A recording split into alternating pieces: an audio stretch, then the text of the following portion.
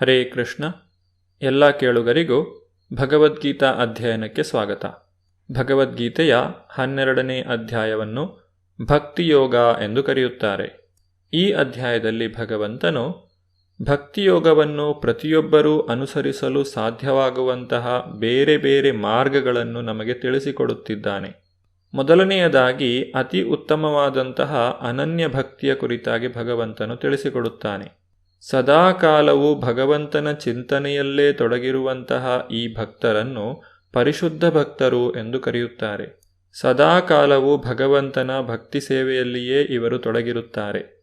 ಈ ಮೊದಲನೆಯ ಅತ್ಯುನ್ನತ ಸ್ಥಿತಿಯನ್ನು ಹೊಂದಲು ಸಾಧ್ಯವಾಗದೇ ಇರುವಂತಹ ಭಕ್ತರಿಗಾಗಿ ಭಗವಂತನು 2ನೇ ಹಂತವನ್ನು ತಿಳಿಸಿಕೊಡುತ್ತಿದ್ದಾನೆ. ಭಗವಂತನಲ್ಲಿ ನಿಶ್ಚಲವಾಗಿ ಮನಸ್ಸನ್ನು ನಿಲ್ಲಿಸಲು ಸಾಧ್ಯವಾಗದೇ ಇದ್ದರೆ ವ್ಯಕ್ತಿಯು ಭಕ್ತಿಯೋಗದ ನಿಯಂತ್ರಕ ತತ್ವಗಳನ್ನು ಅನುಸರಿಸಬೇಕು. ಭಗವಂತನ ಭಕ್ತಿ ಸೇವೆಯನ್ನು ಮಾಡುವ ಬಯಕೆಯನ್ನು ಬೆಳೆಸಿಕೊಳ್ಳಬೇಕು. ಈ 2 ವಿಚಾರಗಳ ಕುರಿತಾಗಿ ನಾವು ಕಳೆದ ಸಂಚಿಕೆಯಲ್ಲಿ ನೋಡಿದ್ದೇವೆ. ನಿಯಂತ್ರಕ ತತ್ವಗಳನ್ನು ಅನುಸರಿಸಿಯೂ ಭಕ್ತಿಯೋಗವನ್ನು ಅಭ್ಯಾಸ ಮಾಡಲು ಸಾಧ್ಯವಾಗದೇ ಹೋದರೆ ಭಗವಂತನು 3ನೇ ಹಂತದ ಭಕ್ತಿಯೋಗವನ್ನು ತಿಳಿಸಿಕೊಡುತ್ತಿದ್ದಾನೆ. ಯಾವ ವ್ಯಕ್ತಿಯು ಅನನ್ಯ ಭಕ್ತಿಯ ಸ್ಥಿತಿಯಲ್ಲಿ ಇಲ್ಲವೋ, ಯಾವ ವ್ಯಕ್ತಿಗೆ ನಿಯಂತ್ರಕ ತತ್ವಗಳನ್ನೂ ಪಾಲಿಸಲು ಸಾಧ್ಯವಾಗುವುದಿಲ್ಲವೋ ಅಂತಹ ವ್ಯಕ್ತಿಯು ಈ ರೀತಿಯಾಗಿ ಭಕ್ತಿ ಸೇವೆಯನ್ನು ಮಾಡಬಹುದು. ಅಭ್ಯಾಸೇ ಅಸಮರ್ಥೋಸಿ ಮತ್ಕರ್ಮ ಪರಮೋ ಭವ ಮದರ್ಥಮಪಿ ಕರ್ಮಾಣಿ ಕುರ್ವನ್ ಸಿದ್ಧಿಮವಾಪ್ಸ್ಯಸಿ. ಅನುವಾದ: ಭಕ್ತಿಯೋಗದ ನಿಯಮಗಳನ್ನು ಅಭ್ಯಾಸ ಮಾಡಲು ನಿನಗೆ ಸಾಧ್ಯವಾಗದೇ ಇದ್ದರೆ ನನಗಾಗಿ ಕೆಲಸ ಮಾಡಲು ಪ್ರಯತ್ನಿಸು, ಏಕೆಂದರೆ ನನಗಾಗಿ ಕೆಲಸ ಮಾಡುವುದರಿಂದಲೂ ನೀನು ಪರಿಪೂರ್ಣ ಸ್ಥಿತಿಗೆ ಬರುವೆ. ಭಕ್ತಿಯೋಗದ ನಿಯಂತ್ರಕ ತತ್ವಗಳನ್ನು ಆಚರಿಸಲು ಸಾಧ್ಯವಾಗದೇ ಹೋದರೆ ವ್ಯಕ್ತಿಯು ಭಗವಂತನಿಗಾಗಿ ಕೆಲಸ ಮಾಡುವ ಮೂಲಕ ಪರಿಪೂರ್ಣತೆಯನ್ನು ಪಡೆಯಲು ಪ್ರಯತ್ನಿಸಬಹುದು. 11ನೇ ಅಧ್ಯಾಯದ ಕೊನೆಯ ಶ್ಲೋಕದಲ್ಲಿ ಇದರ ಕುರಿತಾಗಿ ನಾವು ಈಗಾಗಲೇ ವಿಚಾರ ಮಾಡಿದ್ದೇವೆ. ಕೃಷ್ಣ ಪ್ರಜ್ಞೆಯ ಪ್ರಸಾರ ಕಾರ್ಯದಲ್ಲಿ ಇವರು ಭಕ್ತರಿಗೆ ಸಹಾಯ ಮಾಡಬಹುದು. ತಾವೇ ಸ್ವತಃ ಭಕ್ತಿಯೋಗದಲ್ಲಿ ನಿರತರಾಗಲು ಸಾಧ್ಯವಾಗದೇ ಹೋದರೂ ಭಗವಂತನ ಭಕ್ತಿ ಸೇವೆಯನ್ನು ಮಾಡುವ ಇತರ ಜನರಿಗೆ ಸಹಾಯವನ್ನು ಮಾಡಬಹುದು. ಈ ರೀತಿಯಾಗಿ ಮಾಡುವುದರಿಂದ ಅವರು ಭಗವಂತನ ಮತ್ತು ಆತನ ಭಕ್ತರ ಅನುಗ್ರಹಕ್ಕೆ ಒಳಗಾಗಿ ತಾವೂ ಸಹ ಭಕ್ತಿಯೋಗದಲ್ಲಿ ತೊಡಗಲು ಸಾಧ್ಯವಾಗುತ್ತದೆ. ಭಗವಂತನ ಸೇವೆಗಾಗಿ ಬಹಳಷ್ಟು ವಸ್ತುಗಳ ಅಗತ್ಯವಿರುತ್ತದೆ. ಭೂಮಿ, ಬಂಡವಾಳ, ವ್ಯವಸ್ಥೆ ಮತ್ತು ಶ್ರಮಗಳು ಅಗತ್ಯ. ವಾಣಿಜ್ಯ ವ್ಯವಹಾರಗಳಲ್ಲಿ ವ್ಯಕ್ತಿಗೆ ವಾಸಿಸಲು ಒಂದು ಸ್ಥಳ, ಬಳಸಲು ಒಂದಿಷ್ಟು ಬಂಡವಾಳ, ಶ್ರಮ ಮತ್ತು ವಿಸ್ತರಿಸಲು ಸಂಘ ಹೇಗೆ ಅಗತ್ಯವೋ ಹಾಗೆಯೇ ಭಗವಂತನ ಸೇವೆಯಲ್ಲಿಯೂ ಇವು ಅಗತ್ಯ. ಇಲ್ಲಿ ಇರುವಂತಹ ಒಂದೇ ವ್ಯತ್ಯಾಸವೆಂದರೆ ಪ್ರಾಪಂಚಿಕತೆಯಲ್ಲಿ ಮನುಷ್ಯನು ಇಂದ್ರಿಯ ತೃಪ್ತಿಗಾಗಿ ಕೆಲಸ ಮಾಡುತ್ತಾನೆ, ಆದರೆ ಆಧ್ಯಾತ್ಮಿಕ ಸ್ತರದಲ್ಲಿ ಇದೇ ಕೆಲಸವನ್ನು ಭಗವಂತನ ತೃಪ್ತಿಗಾಗಿ ಮಾಡುತ್ತಾನೆ. ಕರ್ಮಫಲವನ್ನು ಸಂಪೂರ್ಣವಾಗಿ ತ್ಯಾಗ ಮಾಡಲಾಗದೇ ಇರುವ ವ್ಯಕ್ತಿಯು ಅದರ ಒಂದು ಭಾಗವನ್ನು ಕೃಷ್ಣ ಪ್ರಜ್ಞೆ ಪ್ರಸಾರ ಮಾಡಲು ತ್ಯಾಗ ಮಾಡಬಹುದು. ಕೃಷ್ಣ ಪ್ರಜ್ಞೆಗಾಗಿ ಸ್ವಯಂ ಪ್ರೇರಣೆಯಿಂದ ಮಾಡುವ ಈ ಕಾರ್ಯವು ಮನುಷ್ಯನು ಭಗವತ್ ಪ್ರೇಮದಲ್ಲಿ ಇನ್ನೂ ಮೇಲಿನ ಸ್ಥಿತಿಗೆ ಏರಲು ನೆರವಾಗುತ್ತದೆ. ಇದರಿಂದ ಆತನು ಪರಿಪೂರ್ಣನಾಗುತ್ತಾನೆ. ಒಂದು ವೇಳೆ ವ್ಯಕ್ತಿಯು ಇದನ್ನು ಮಾಡಲು ಸಾಧ್ಯವಾಗದೇ ಇದ್ದರೆ ಭಗವಂತನು ಇನ್ನೂ ಸುಲಭವಾದ ಮಾರ್ಗವೊಂದನ್ನು ತಿಳಿಸಿಕೊಡುತ್ತಿದ್ದಾನೆ. ಅಂದರೆ ವ್ಯಕ್ತಿಯು ಭಕ್ತಿ ಸೇವೆಯನ್ನು ಯಾವುದೇ ಹಂತದಿಂದಲೂ ಪ್ರಾರಂಭಿಸಬಹುದು. ಅತಿ ಉತ್ತಮವಾದ ಸ್ಥಿತಿ ಅನನ್ಯ ಭಕ್ತಿಯೋಗ, 2ನೇ ಹಂತ ಅಭ್ಯಾಸ ಯೋಗ, 3ನೇ ಹಂತ ಭಕ್ತಿಯೋಗದಲ್ಲಿ ನಿರತರಾಗಿರುವವರಿಗೆ ಸಹಾಯ ಮಾಡುವುದು. ಈಗ ಭಗವಂತನು 4ನೇ ಹಂತದ ಕುರಿತಾಗಿ ತಿಳಿಸಿಕೊಡುತ್ತಿದ್ದಾನೆ. ಅಥ ಏತದಪಿ ಅಶಕ್ತೋಸಿ ಕರ್ತುಂ ಮದ್ಯೋಗಮಾಶ್ರಿತಃ ಸರ್ವಕರ್ಮ ಫಲತ್ಯಾಗಂ ತಥಾ ಕುರು ಯತಾತ್ಮವಾನ್.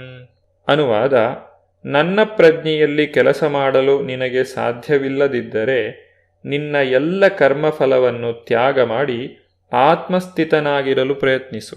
ಸಾಮಾಜಿಕ, ಕೌಟುಂಬಿಕ ಅಥವಾ ಧಾರ್ಮಿಕ ಕಾರಣಗಳಿಂದಾಗಿ ಅಥವಾ ಬೇರೆ ಯಾವುದೇ ರೀತಿಯ ಅಡ್ಡಿಗಳಿಂದಾಗಿ ಮನುಷ್ಯನು ಕೃಷ್ಣ ಪ್ರಜ್ಞೆಯ ಚಟುವಟಿಕೆಗಳಲ್ಲಿ ಸಹಾನುಭೂತಿಯನ್ನು ತೋರಿಸುವುದಕ್ಕೂ ಸಾಧ್ಯವಾಗದೇ ಹೋಗಬಹುದು. ಕೃಷ್ಣ ಪ್ರಜ್ಞೆಯ ಕಾರ್ಯಚಟುವಟಿಕೆಗಳಲ್ಲಿ ನೇರವಾಗಿ ಆಸಕ್ತಿಯನ್ನು ತೋರಿಸಿದರೆ ಕುಟುಂಬದವರು ಆಕ್ಷೇಪಿಸಬಹುದು ಅಥವಾ ಬೇರೆ ಎಷ್ಟೋ ತೊಂದರೆಗಳಿರಬಹುದು. ಇಂತಹ ಸಮಸ್ಯೆ ಇರುವವರಿಗೆ ತನ್ನ ಚಟುವಟಿಕೆಗಳಿಂದ ಸಂಗ್ರಹವಾದ ಫಲವನ್ನು ಒಂದು ಒಳ್ಳೆಯ ಕಾರ್ಯಕ್ಕಾಗಿ ತ್ಯಾಗ ಮಾಡಬೇಕೆಂದು ಬುದ್ಧಿವಾದ ಹೇಳಿದೆ. ಈ ರೀತಿಯಾಗಿ ಮಾಡುವಂತಹ ತ್ಯಾಗದಿಂದ ವ್ಯಕ್ತಿಯು ಜ್ಞಾನದ ಸ್ಥಿತಿಗೆ ಏರಬಹುದು. ಕರ್ಮಫಲವನ್ನು ತ್ಯಾಗ ಮಾಡಲು ಅಭ್ಯಾಸ ಮಾಡಿದವನು ಕ್ರಮೇಣ ತನ್ನ ಮನಸ್ಸನ್ನು ಪರಿಶುದ್ಧಗೊಳಿಸಲು ಸಮರ್ಥನಾಗುತ್ತಾನೆ. ಆ ಪರಿಶುದ್ಧವಾದ ಮನಸ್ಸಿನ ಸ್ಥಿತಿಯಲ್ಲಿ ಕೃಷ್ಣ ಪ್ರಜ್ಞೆಯನ್ನು ಅರ್ಥ ಮಾಡಿಕೊಳ್ಳಲು ಸಮರ್ಥನಾಗುತ್ತಾನೆ. ನಿಜವಾಗಿ ಹೇಳಬೇಕೆಂದರೆ ಕೃಷ್ಣ ಪ್ರಜ್ಞೆಯು ಬೇರಾವ ಅನುಭವವನ್ನು ಅವಲಂಬಿಸಿಲ್ಲ. ಕೃಷ್ಣ ಪ್ರಜ್ಞೆಯ ಅಭ್ಯಾಸವೇ ಮನುಷ್ಯನ ಮನಸ್ಸನ್ನು ಪರಿಶುದ್ಧಗೊಳಿಸುವಂತಹ ಶಕ್ತಿಯನ್ನು ಹೊಂದಿದೆ. ಆದರೆ ಕೃಷ್ಣ ಪ್ರಜ್ಞೆಯನ್ನು ಸ್ವೀಕರಿಸಲು ಬೇರೆ ಅಡ್ಡಿಗಳು ಇದ್ದಲ್ಲಿ ಮನುಷ್ಯನು ತನ್ನ ಕರ್ಮಗಳ ಫಲವನ್ನು ತ್ಯಾಗ ಮಾಡಲು ಪ್ರಯತ್ನಿಸಬಹುದು. ಈ ರೀತಿಯಾಗಿ ಮಾಡುವುದರಿಂದ ಎಂದಾದರೂ ಒಂದು ದಿನ ಪರಮಪ್ರಭುವಿನ ಪರಿಶುದ್ಧ ಭಕ್ತಿ ಸೇವೆಯ ಘಟ್ಟಕ್ಕೆ ಏರಬಹುದು. ಕೊನೆಯದಾಗಿ ಭಗವಂತನು ಈ ಹಿಂದೆ ಹೇಳಿದ ಯಾವ ಮಾರ್ಗವನ್ನೂ ಅನುಸರಿಸಲು ಸಾಧ್ಯವಾಗದೇ ಹೋದರೆ ಜ್ಞಾನವನ್ನು ಬೆಳೆಸಿಕೊಳ್ಳುವಂತೆ ತಿಳಿಸುತ್ತಾನೆ. ಶ್ರೇಯೋ ಹಿ ಜ್ಞಾನಮಭ್ಯಾಸಾತ್ ಜ್ಞಾನಾಧ್ಯಾನಂ ವಿಶಿಷ್ಯತೆ ಧ್ಯಾನಾತ್ ಕರ್ಮಫಲ ತ್ಯಾಗ ತ್ಯಾಗಾತ್ ಶಾಂತಿರನಂತರಂ. ಅನುವಾದ: ಈ ಅಭ್ಯಾಸವು ನಿನಗೆ ಸಾಧ್ಯವಾಗದೇ ಹೋದರೆ ಜ್ಞಾನ ಸಾಧನೆಯಲ್ಲಿ ತೊಡಗು. ಆದರೆ ಜ್ಞಾನಕ್ಕಿಂತ ಧ್ಯಾನವು ಉತ್ತಮ, ಧ್ಯಾನಕ್ಕಿಂತ ಕರ್ಮಫಲ ತ್ಯಾಗವು ಉತ್ತಮ, ಏಕೆಂದರೆ ಇಂತಹ ತ್ಯಾಗದಿಂದ ಮನಃಶಾಂತಿಯನ್ನು ಪಡೆಯಬಹುದು. ಕೃಷ್ಣ ಪ್ರಜ್ಞೆಯ ತತ್ವಗಳನ್ನು ಅನುಸರಿಸಲು ಸಾಧ್ಯವಾಗದೇ ಹೋದವರು ಜ್ಞಾನವನ್ನು ಬೆಳೆಸಿಕೊಳ್ಳುವುದು ಉತ್ತಮ, ಏಕೆಂದರೆ ಜ್ಞಾನದಿಂದ ಮನುಷ್ಯನು ತನ್ನ ನಿಜವಾದ ಸ್ಥಿತಿಯನ್ನು ಅರ್ಥ ಮಾಡಿಕೊಳ್ಳಬಲ್ಲ.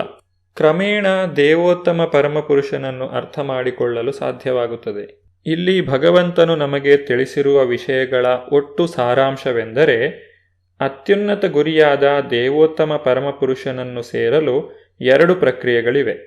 ಒಂದು ಪ್ರಕ್ರಿಯೆ ಕ್ರಮಕ್ರಮವಾದ ಬೆಳವಣಿಗೆ, ಮತ್ತೊಂದು ನೇರವಾದದ್ದು. ಕೃಷ್ಣ ಪ್ರಜ್ಞೆಯಲ್ಲಿ ಭಕ್ತಿ ಸೇವೆಯನ್ನು ಮಾಡುವುದು ನೇರ ಮಾರ್ಗ. ಇನ್ನೊಂದು ತನ್ನ ಕರ್ಮಗಳ ಫಲವನ್ನು ತ್ಯಜಿಸುವುದು. ಆಗ ಮನುಷ್ಯನು ಜ್ಞಾನದ ಹಂತಕ್ಕೆ, ಅನಂತರ ಧ್ಯಾನದ ಹಂತಕ್ಕೆ, ಅನಂತರ ಭಗವಂತನ ಅರಿವಿನ ಹಂತಕ್ಕೆ, ಅನಂತರ ದೇವೋತ್ತಮ ಪರಮಪುರುಷನ ಹಂತಕ್ಕೆ ಏರಬಹುದು. ಮೆಟ್ಟಿಲು ಮೆಟ್ಟಿಲಾಗಿ ಏರುವ ಪ್ರಕ್ರಿಯೆಯನ್ನಾಗಲಿ ಅಥವಾ ನೇರವಾದ ಮಾರ್ಗವನ್ನಾಗಲಿ ಮನುಷ್ಯನು ಆರಿಸಿಕೊಳ್ಳಬಹುದು. ಪ್ರತಿಯೊಬ್ಬರಿಗೂ ನೇರವಾದ ಪ್ರಕ್ರಿಯೆ ಸಾಧ್ಯವಿಲ್ಲ. ಆದ್ದರಿಂದ ಪರೋಕ್ಷ ಪ್ರಕ್ರಿಯೆಯೂ ಒಳ್ಳೆಯದೇ. ಅರ್ಜುನನು ಈಗಾಗಲೇ ಪರಮಪ್ರಭುವಿನ ಭಕ್ತಿ ಸೇವೆಯ ಹಂತದಲ್ಲಿದ್ದಾನೆ. ಆದ್ದರಿಂದ ಪರೋಕ್ಷ ಪ್ರಕ್ರಿಯೆಯನ್ನು ಅವನಿಗೆ ಸಲಹೆ ಮಾಡುತ್ತಿಲ್ಲ. ಈ ಹಂತದಲ್ಲಿ ಇಲ್ಲದೇ ಇರುವವರಿಗೆ ಪರೋಕ್ಷ ಪ್ರಕ್ರಿಯೆಯನ್ನು ಹೇಳಲಾಗಿದೆ. ಅವರು ವೈರಾಗ್ಯ, ಜ್ಞಾನ, ಧ್ಯಾನ ಮತ್ತು ಸಾಕ್ಷಾತ್ಕಾರದ ಕ್ರಮಕ್ರಮವಾದ ಪ್ರಕ್ರಿಯೆಯನ್ನು ಅನುಸರಿಸಬೇಕು. ಭಗವದ್ಗೀತೆಗೆ ಸಂಬಂಧಿಸಿದಂತೆ ನೇರ ಮಾರ್ಗಕ್ಕೆ ಮಹತ್ವವನ್ನು ನೀಡಲಾಗಿದೆ. ನೇರವಾದ ರೀತಿಯನ್ನು ಅನುಸರಿಸಿ ದೇವೋತ್ತಮ ಪರಮಪುರುಷನಾದ ಶ್ರೀಕೃಷ್ಣನಿಗೆ ಶರಣಾಗುವಂತೆ ಪ್ರತಿಯೊಬ್ಬರಿಗೂ ಉಪದೇಶ ಮಾಡಲಾಗಿದೆ. ಭಕ್ತವತ್ಸಲನಾದಂತಹ ಭಗವಂತನು ಪ್ರತಿಯೊಬ್ಬರೂ ಭಕ್ತಿ ಸೇವೆಯನ್ನು ಮಾಡಲು ಅನುಕೂಲಕರವಾಗುವಂತೆ ಬೇರೆ ಬೇರೆ ಹಂತಗಳನ್ನು ನಮಗೆ ತಿಳಿಸಿಕೊಟ್ಟಿದ್ದಾನೆ. ಒಬ್ಬ ವ್ಯಕ್ತಿಯು ಭಗವಂತನ ಭಕ್ತಿ ಸೇವೆಯಲ್ಲಿ ತೊಡಗಿದಾಗ ಆತನಲ್ಲಿ ಬೇರೆ ಬೇರೆ ಗುಣಗಳು ಕಾಣಿಸಿಕೊಳ್ಳುತ್ತವೆ. ಭಗವಂತನ ಭಕ್ತಿ ಸೇವೆಯನ್ನು ಮಾಡುವ ಮಾತ್ರದಿಂದಲೇ ಒಬ್ಬ ವ್ಯಕ್ತಿ ತನ್ನಲ್ಲಿ ಎಲ್ಲ ಉತ್ತಮ ಗುಣಗಳನ್ನು ಬೆಳೆಸಿಕೊಳ್ಳಲು ಸಾಧ್ಯ. ಈ ಉತ್ತಮ ಗುಣಗಳು ನಮ್ಮನ್ನು ಭಗವಂತನಿಗೆ ಇನ್ನಷ್ಟು ಹತ್ತಿರ ಕೊಂಡೊಯ್ಯುತ್ತದೆ. ನಾವು ಯಾವ ಗುಣಗಳನ್ನು ಬೆಳೆಸಿಕೊಂಡರೆ ಅದು ಭಗವಂತನಿಗೆ ಇಷ್ಟವಾಗುತ್ತದೆ ಎನ್ನುವುದನ್ನು ಭಗವಂತನು ಮುಂದಿನ ಶ್ಲೋಕಗಳಲ್ಲಿ ತಿಳಿಸಿಕೊಡುತ್ತಿದ್ದಾನೆ. ಅಂದರೆ ಒಬ್ಬ ವ್ಯಕ್ತಿ ತಾನು ಭಕ್ತನಾಗಿದ್ದೇನೆ ಎಂದು ತಿಳಿದುಕೊಳ್ಳಬೇಕಾದರೆ ಆತನಲ್ಲಿ ಈ ಗುಣಗಳು ಇರುವುದು ಬಹಳ ಅಗತ್ಯ. ಭಗವಂತನು ಇಲ್ಲಿ 31 ಗುಣಗಳನ್ನು ಪಟ್ಟಿ ಮಾಡಿದ್ದಾನೆ. ಅಂದರೆ ವ್ಯಕ್ತಿಯು ಭಕ್ತಿ ಸೇವೆಯನ್ನು ಪ್ರಾರಂಭಿಸುತ್ತಿದ್ದಂತೆಯೇ ಆತನಲ್ಲಿ ಈ ಎಲ್ಲ ಗುಣಗಳು ಬೆಳೆಯುತ್ತವೆ. ಇವುಗಳ ಕುರಿತಾದಂತಹ ಸಂಪೂರ್ಣ ಮಾಹಿತಿಯನ್ನು ನಾವು ಮುಂದಿನ ಸಂಚಿಕೆಯಲ್ಲಿ ನೋಡೋಣ. ಧನ್ಯವಾದಗಳು. ಹರೇ ಕೃಷ್ಣ.